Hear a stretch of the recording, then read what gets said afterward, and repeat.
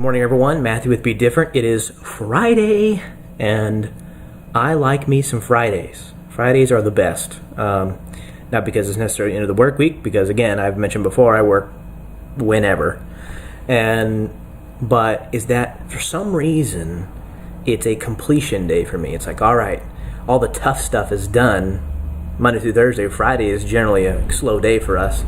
So, I enjoy Fridays, and plus, I usually get to sleep in tomorrow, but that's not going to be the case this weekend, and it never really is. I think it's always going to happen. Me and my wife both are like, oh yes, we get to sleep in Saturday, and we never do. So I'm not a big fan of sleep in. I can't really do it, but I know my wife likes to sleep in, so I usually just lay in bed or try to pass back out or do whatever.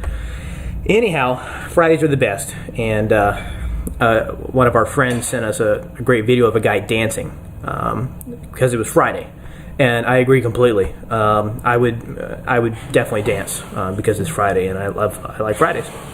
So anyway, today, I don't know if you guys have read the 1 Corinthians 13, but it's pretty much the love chapter, talking about how good love is, and basically if we don't have love, we have nothing. That's the gist of the chapter. I'll read a little bit here. It's 1 Corinthians 13, and we'll just start with verse 1. If I could speak all languages of earth and of angels, but didn't love others, I'd only be a noisy gong or a clanging cymbal. If I had the gift of prophecy, and if I understood all of God's secret plans and possessed all knowledge, and if I had such faith that I could move mountains, but didn't love others, I would be nothing. If I gave everything I had to the poor and even sacrificed my body, I could boast about it. But if I didn't love others, I would have gained nothing. Love is patient and kind. Love is not jealous or boastful, proud or rude. It does not demand its own way. It is not irritable, and it keeps no record of being wronged.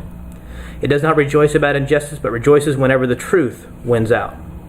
Love never gives up, never loses faith. It's always hopeful and endures through every circumstance. Prophecy and speaking in unknown languages and special knowledge will become useless, but love will last forever. That is incredible. That no matter what we do, no matter what we say, no matter what happens, love is the greatest. If we don't have love, we have nothing. And I think that kind of speaks to relationships. If we don't have a relationship, we don't have love, it feels like we have nothing. And our desire is to be with someone. Our desire is, as a human nature, to have a relationship with other people. And if we don't have that relationship, we feel empty. And the same thing goes with God. If we don't love God, if we don't put Him first and love Him first, we have nothing. And life can feel empty and lost without God in your life. And I've talked to a couple of people, and they feel lost without God. They don't know it, but they know there's something missing. Something is not there, and it's the love of God. He wants to love us, and we should love Him back. It's a two-way street, and He wants a relationship with us, and not just He's just going to talk to us all the time. We need to talk to Him. We need to pray to Him and love on Him, as well as love on our spouses, our friends, our family, our kids. It's very important to show them love, even through discipline. Discipline is love. So it was talking about today in my devotions about how it keeps no record of wrong. And that is pretty intense because we don't forget. We try so hard, but it's very hard to forget. I think guys have it easier than girls, as I mentioned previously, but I can forget pretty easily. Women, on the other hand, have a little more difficult. They struggle with that. They have to try to forget. They have to work at forgiving, and just because that event is attached to a whole bunch of emotions, and it just replays over in their head. So we have to keep in our mind today, folks, that we have to love each other regardless of what has happened. And that is the most difficult thing to do, to look someone in the face who has hurt you and show the love of God. That is so difficult. I've been in that situation many times, but you know what?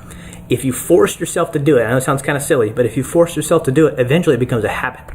And then all of a sudden, you don't even care what happened. All of a sudden, it doesn't even matter, because you love that person, and you know that God loves that person in spite of what they've done, and that you need to forgive them and walk in love with them.